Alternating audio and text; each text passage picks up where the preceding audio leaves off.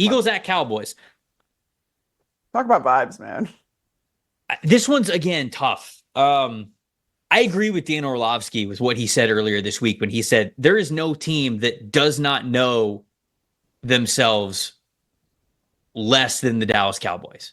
I mean, for them to be buyers at the deadline is insane, especially knowing that Dak Prescott is hurt.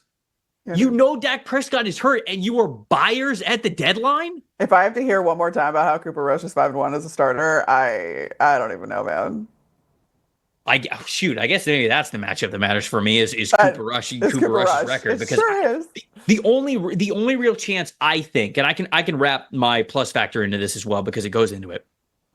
The only chance I really think the Cowboys have in this game, maybe getting Micah Parsons and Deron Bland back, is if Jalen Hurts is a version of Jalen Hurts that he hasn't been over the last 3 weeks. Because since week 6, Jalen Hurts has been awesome. He is tied for 5th in PFF passing grade. He is tied for 6th in rushing grade for quarterbacks.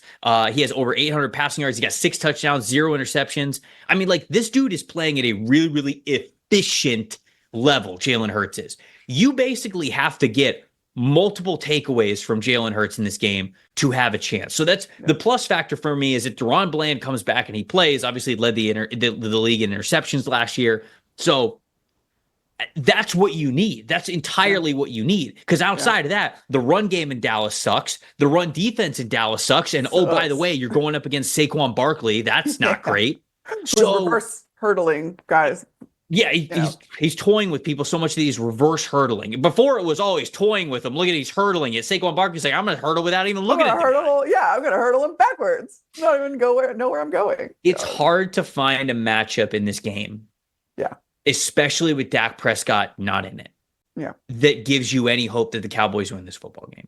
Yeah. So I don't have a matchup that matters for the Cowboys. The only matchup that matters to me is if Jalen Hurts doesn't take care of the football, because turnovers, anything could happen. Once you start losing the turnover differential by 2 or more, anything in the world could happen. But to me, outside of that, I don't see a world the Cowboys win this football game. I really don't. And especially when, I mean, you look, AJ Brown was back at practice. He was limited, but it looks like he's going to be okay for this one. Obviously, we're doing this on a Wednesday, so we don't know for sure. But Jalen Hurts has also been throwing the ball down the field once he got his top 2 receivers back. He's 8 for 13 on 20-plus yard throws, 275 yards, 5 touchdowns, no interceptions. So this is something that it's since week 6 touchdowns, excuse me.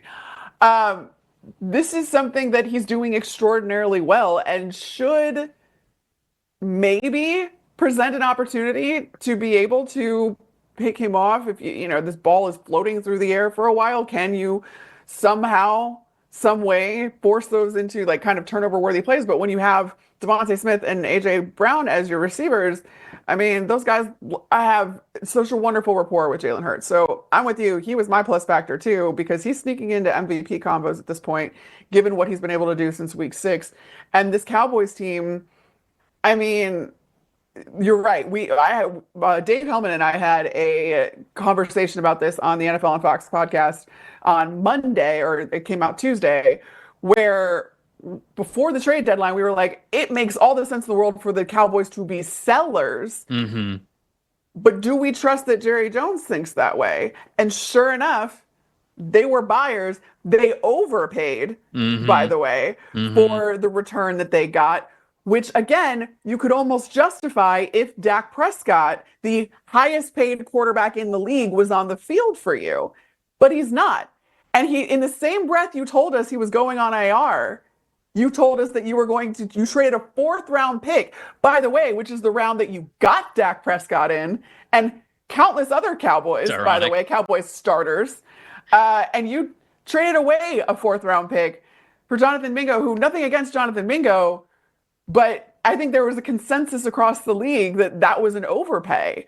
So you're right. The Dallas Cowboys do not have an identity. They don't know where their future goes from here. They're trying to stay relevant at all costs rather than just admitting, all right, you know what? We've got some big paychecks coming down the pipe when you talk about Micah Parsons and all this other stuff. Maybe we take this opportunity to be a little bit sellers, get some more of those, stockpile those draft picks. We're going to need some young talent And we're going to need to hit on those draft picks because we're not going to be able to pay all of the guys that we have right now. I mean, if they were smart, I would love to see Zach Martin be set free of the Cowboys and be able to chase a ring and add that to this already all pro Hall of Fame caliber resume. I cannot. I can go on and on about the Dallas Cowboys, unfortunately, and it's just I don't see, especially against a division rival, I don't see this going well for them. It's Jerry just doesn't handle like not being relevant well at all whatsoever. No. Basically, anytime the Cowboys like haven't been relevant, they've made a head coaching change over the last 25 years, and I think that that's probably going to be the case at the end of the season because I just don't think it's going to end well for the Dallas Cowboys. And so this is a situation where the Eagles should absolutely win this game. David in the chat saying Sirianni's going to find a way to keep it close. This is a divisional game, so I don't know, maybe. I know, but maybe. It's. Talk about vibes. The vibes are only good in Philly because they're winning. Micah better have 8 sacks in this game. 2 of them better be strip sacks. 1 of them better be picked up and returned for a touchdown. And if he does, that's your plus factor, I suppose.